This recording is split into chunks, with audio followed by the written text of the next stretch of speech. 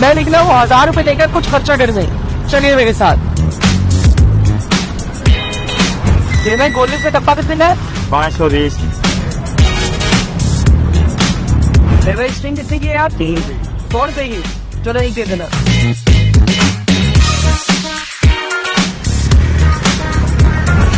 मेरे भाई 100 पर नोट डाल रहा है नंबर 0321 रोड पर पेट्रोल डालना है यार। आइए जरा हिसाब लगाते हैं कि जो 1000 रुपए खर्च किए उसमें से हुकूमत ने कितना टैक्स ले लिया। मैंने आज वही खर्चा किया जो ऑलमोस्ट रोज करता हूँ। एक पैकेट गोल्ड लिफ लिया जिसकी कीमत थी 520 रुपए।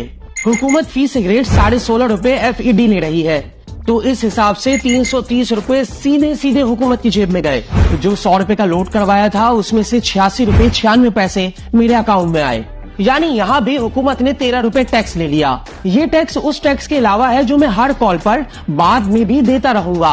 100 रुपए की जो ड्रिंक ली थी उसमें 18% GST है, यानी हुकूमत ने 18 रुपए मजीद टैक्स ले लिया।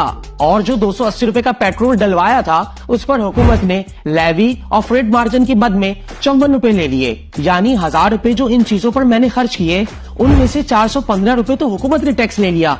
वैसे मैं सोच रहा था 415 रुपए अभी अभी इस हुकूमत को देकर आ रहा हूँ, इसके बदले मुझे क्या मिलेगा? Beggars can't be choosers.